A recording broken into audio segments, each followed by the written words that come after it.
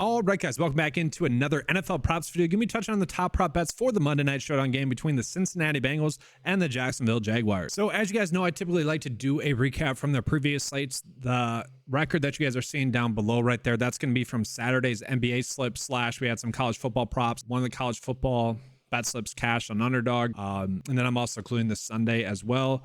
This was the stack that I recommended on Underdog. Seems to be that we're getting a better edge on Underdog. I am recording this video before the Sunday night football game takes off, so I won't have a chance to really see how well we did, although we had some middling opportunities and they have adjusted those lines. And so hopefully that's a good sign of things to come. Both companies are meeting more in the middle with those. So again, yeah, hopefully that's a good sign of good things to come. All in all, a pretty darn good Sunday. Could have been so much better if Najee Harris scores a touchdown. He had a 4th and 1 carry that got to about the 3-inch line. Also, it was a stupid play call there and shotgun on the goal line, 4th and 1. With Mitchell Trubisky in at quarterback, I don't know, it was a stupid play call. It's all doomed from the beginning. You would have thought, I think Matt Canada, if he's at the OC, he scores. They score. Najee scores. I'm going with that. Now, but a little bit of bad beat with Kenny Pickett getting ruled out in that game. Anyways, we move on into this game. We got the Jaguars versus the Bengals. 10 points. Obviously, Jake Browning is going to be in at quarterback. He hasn't been terrible. Obviously, he's not Joe Burrow. Now, that being said, I don't know if I agree with the 10-point spread. Yes, Trevor Lawrence has been playing better the last 2 games and has looked really good.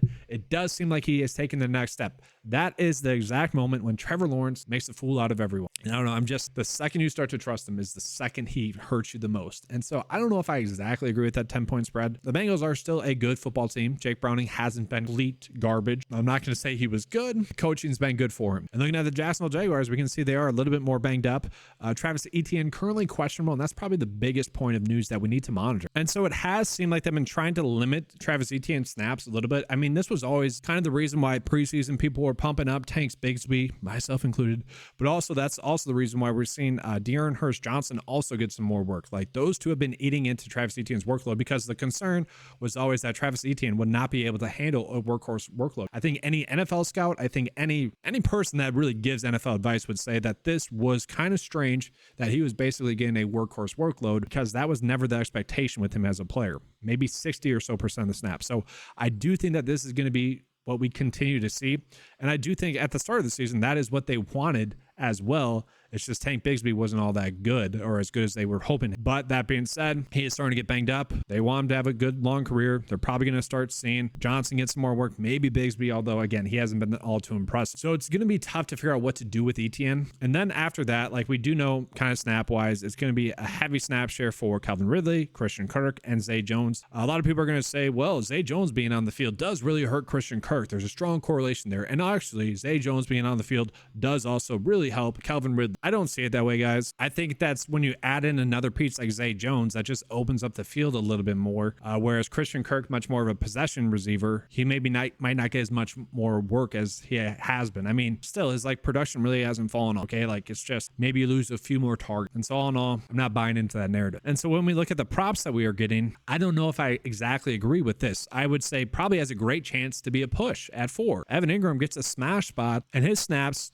kind of been going down, which is a little bit concerning, but all in all, this is a good matchup. We have seen Evan Ingram be a consistent source for really fantasy production, and that might be a prop that we roll with once it's made available, is that we know that he's going to get around 6 to 8 targets. We know he's going to get around really 4.5 receptions, and he's probably going to get around 40 receiving yards. And so all in all, if we get a good fantasy score prop, that would be probably what I want to chase with him. All in all, I don't want to bet the under here. I think that would be a mistake. I would actually say this makes for a better bet on one of the sports books to bet the over there. And that's kind of my starting point, is that I do like Christian Kirk to have a push here. I do like Evan Ingram to get over 4.5 receptions. So it's already off to a bad start prop betting.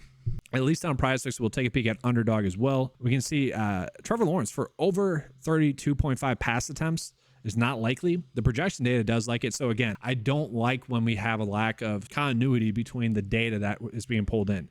That is a cause for concern for me. We do have Travis Etienne for over receiving yards. Again, this is just surprising. And I would say part of the reason as to why someone like Trevor Lawrence might not get as many pass attempts, pass completions, is that this game is projected to blow out. So could do some sort of correlated stack there where you're saying Jake Browning and maybe T. Higgins is back. Maybe he has a good game as well. But for now, I don't need to get that many Jacksonville Jaguars players. And if it is a blowout, you do worry about, Travis Etienne really getting more than 55% of the snaps. Now, he should be part of the reason as to maybe why this game is good. And you would expect him to get a lot of receiving yards in this game as well. Again, when you add Zay Jones into that mix, I do think that is something that just helps the whole off because they have to account for one other pretty good piece. And so that is one where I probably do agree with the over receiving yards at 15.5. From their rush attempts, that's tough. Like, again, I think if this game is a game in which they're playing with a 10-point lead for most of it, and maybe it's more than that, maybe they do blow out the Bengals. Maybe Jake Browning is terrible. Maybe he does throw pick six or something like that. Turnovers are there for him. One, you could probably do Jacksonville Jaguars over fantasy score. But two, I don't know if I agree with this. I don't know if Etienne would get that work because logically speaking, why would he? Again, though, why would a player be playing in the game if they're not healthy enough to play them? Like, Johnson's looked solid, so given the workload, but that's one where, again, I don't know if I agree with it. Now, it is only a 51% chance to hit, but probably one I'm staying away from. That's going to be true for really all the props that we are currently getting. I don't mind Etienne for over 2.5 receptions. That one only has a 50% chance to hit. Like, probably not the best prop bet. Now, the one that's kind of standing out is Luke Farrell for under his receiving yards, which it's basically like, is he going to play a lot? Now, he kind of has been recently. I mean, shoot, last two games been getting used a decent amount. We look at the snaps, wouldn't exactly suggest that's fluky as well. He is currently questionable. This is a good matchup. If he does get 40% of the snaps again in this one, I probably actually like the over there. So again, like, I hate that there's a lack of continuity right now. Like, these all make for, I think, all better bets on the sports. I really do. So for PrizePicks underdog purposes, probably too thin. Now I will take a quick peek at underdog for Jacksonville, seeing if we're getting any props for them that I like. I'm pretty sure they're going to be all the same as they. So good start, right? Let's go ahead and get into the Bengals. So we go ahead and start with the snaps for the Bengals. Jake Browning obviously started. Jamar Chase going to play a lot of snaps as expected. Now, Trenton Irwin, if T. Higgins is back, who I think is expected to be back in this one, he is going to see a reduced snap share.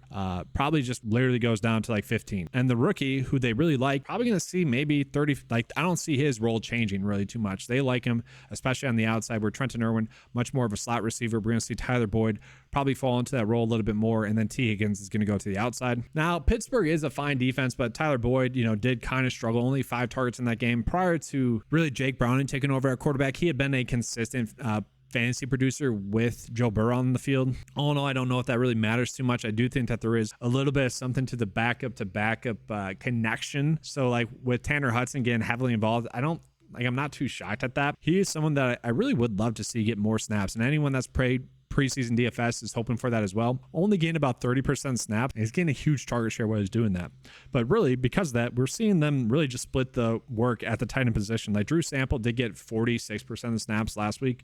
Irv Smith, 36. But Tanner Hudson just continues to get targeted heavily. And I don't know if that's going to change. Like, I really don't. Again, the backup to backup connection, I think there is something there. That being said, Drew Sample was the one that scored a touchdown. Tilting there. Again, if they are playing from behind, I think it's going to be much more Tanner Hudson, who's more of the pass catching tight end, as is Irv Smith, but he has kind of proven that he really isn't that guy. So yeah, Tanner Hudson over receiving yards right here at 20.5 is probably one of my favorite bets. And I'm very curious to see where his reception prop comes out to be as well. Because again, if they're playing from behind, it just makes sense for him to be on the field a little bit more as a pass catching tight end. I would say if his receptions prop is at like 2.5, which I'm going to guess it's going to be, I'd probably like the over there. Like, he has been getting 5 or so targets. From there, snap share wise, I do want to point out as well, Joe Mixon, is he starting to lose some RB snaps? Tough to say for sure. Like, Williams has been getting some more work. Mixon's solid. I just never like to touch him in props betting or DFS really. He's always a little bit too thin. But yeah, going down the list that we have, we see Jamar Chase for under 5.5 receptions has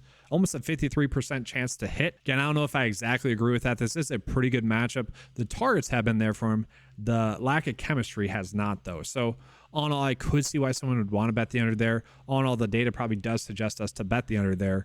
That being said, I think with T. Higgins expected back, it's going to be the same thing that I mentioned with Zay Jones being back, where less of the defensive attention is going to be on Jamar Chase now with T. Higgins back. Like, one of those two should have a pretty good game, and maybe it's not Jamar Chase, maybe it's T. Higgins. And so T. Higgins, we're only getting some receiving yards. That We're actually looking at his under at 41.5. Again, I don't know if I agree with that. The receptions here is probably one of my favorite ones, 3.5 receptions.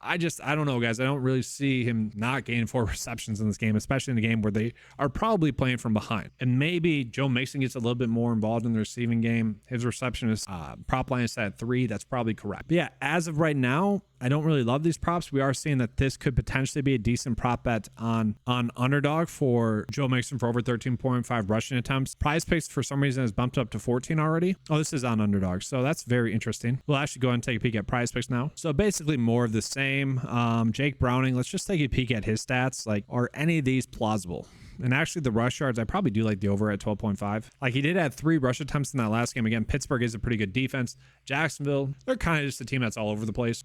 He should be able to get over that rush attempt total there, I would think. You know, in Pittsburgh, he did have 19 pass completions and more difficult defense, 26 pass attempt. And so right there, you factor in maybe a little bit of an easier matchup. Probably does get to 21, but again, I think my favorite one is actually the rushing yards props, which if you guys have listened to my coverage for NFL, I typically hate chasing quarterback rushing props. That should tell you how much I love this slate. I really don't. As it sits right now, again, we could probably get some fantasy score props, some tackles and assist props that might change it, but right now we're not. And with T. Higgins, I just saw this one, like maybe not worst idea for 5.5 receiving targets, but all in all, if you're betting that, might as well just do the 3.5 reception. So I'll show you guys kind of the bet of the day, I guess. And I say that a lot of caution. You know, I think I'll do a video tomorrow covering this as well, just covering the best prop bets that we have for Monday in general, you know, college basketball included with NBA and NFL. This is what I see currently as the best bets. Again, I would say these are better bets on Sportsbook where you're just gaining a bigger edge. Like if you put this into a parlay, the payout's going to be better there than it is on Prize because of the likelihood of this to hit a lot lower than we typically want on PrizePicks or Underdog,